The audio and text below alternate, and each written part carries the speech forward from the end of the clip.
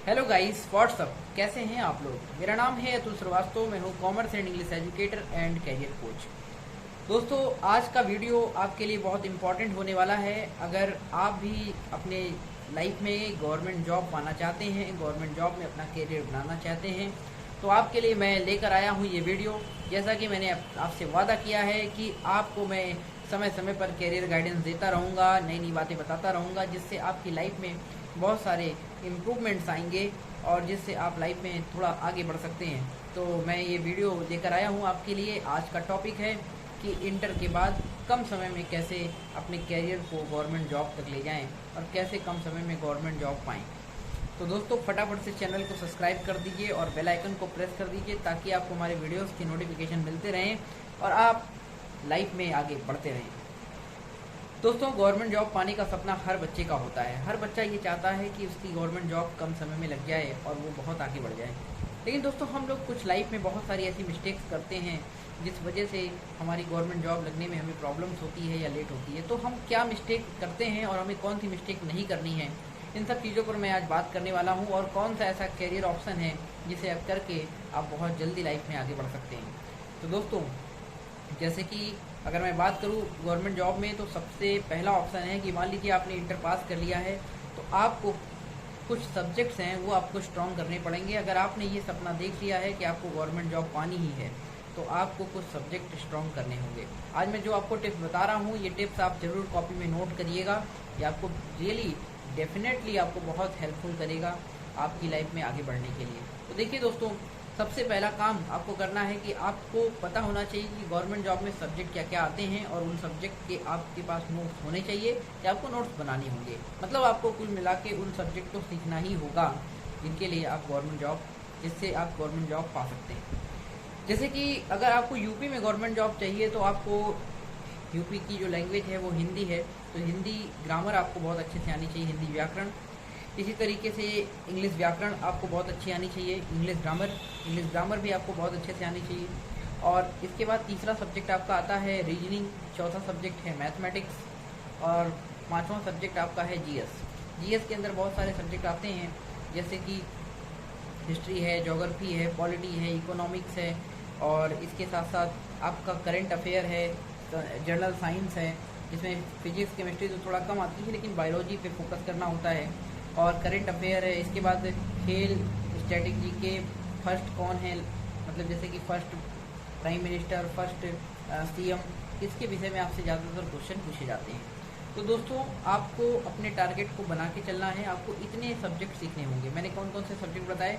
Number 1 पे मैंने आपको बताया हिंदी, नंबर 2 पे क्या बताया, इंग्लिश ग्रामर, नंबर 3 पर क्या बताया आपको, रीजनिंग, नंबर 4 पे मैथमेटिक्स, नंबर 5 पे जीएस।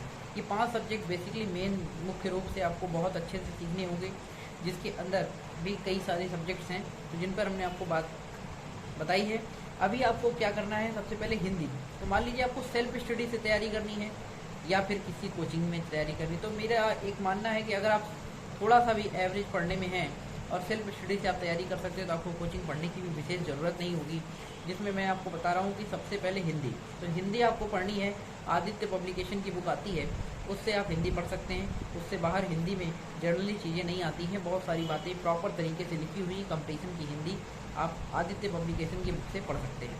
उसके बाद आती है नंबर 2 पे बात इंग्लिश के लिए आप नीतू सिंह की बुक ले सकते हैं, मार्केट में आती है। और नंबर 3 पर आती है आपका मैथ्स एंड रीजनिंग के लिए आप किरण पब्लिकेशन की बुक फॉलो कर सकते हैं और पूरी मैथ्स उससे लगाइए। और नंबर 4 पर आती है आपकी जीएस के लिए ल्यूसेंट जीके ले लीजिए। ये 4 बुक अगर आपने पढ़ ली, तो दोस्तों आपका कोई भी वनडे एग्जाम बहुत आराम से निकलेगा।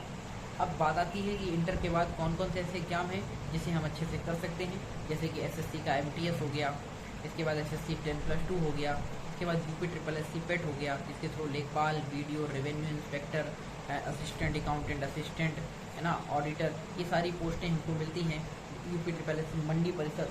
तो आप यूपी SSSC के पेट को क्वालिफाई कर सकते हैं इन्हीं किताबों से।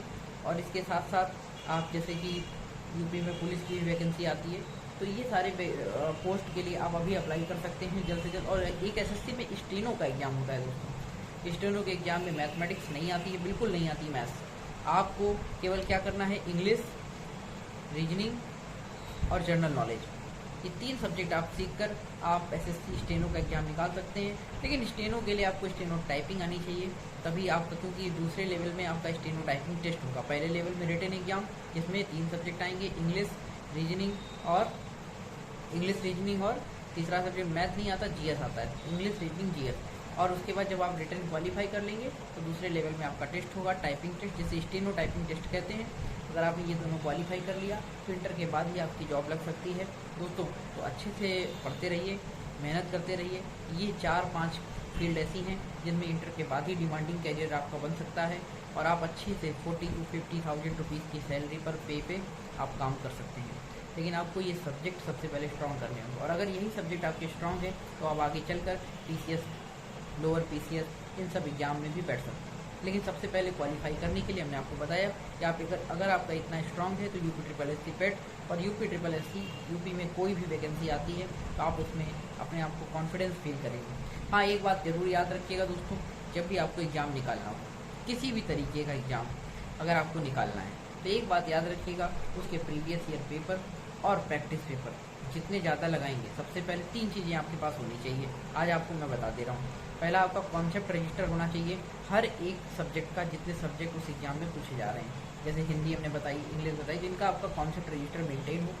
आप खुद से अपने हाथों से रूल बनाए हो तो ज़्यादा बेटर है, नहीं तो हाइलाइटर से, किताब अगर आपने ली है तो हाइलाइटर से हाईलाइट करते हुए पढ़िए। और इस कॉन्सेप्ट को, इस बुक को आप कम से कम 3 बार पढ़ना है। कितनी बार? कम से कम 3 बार अच्छे से पढ़ना है। दूसरे नंबर पे काम होगा प्रीवियस ईयर पेपर लगाना है। तीसरे नंबर पे प्रीवियस ईयर पेपर कोई भी नहीं छूटने चाहिए, सारे प्रीवियस ईयर पेपर आपको लगाने हैं। और तीसरे नंबर पे सबसे लास्ट काम करना है, प्रैक्टिस पेपर लगाना है। किसी अच्छे पब्लिकेशन का प्रैक्टिस पेपर लीजिए, 15-20 प्रैक्टिस पेपर लगाइए और फिर आप पेपर देने बैठ जाइए। पेपर में बैठिए, देखिए कमाल होगा, आप कॉन्फिडेंस फील करेंगे और रिजल्ट आपके फेवर में ही होगा।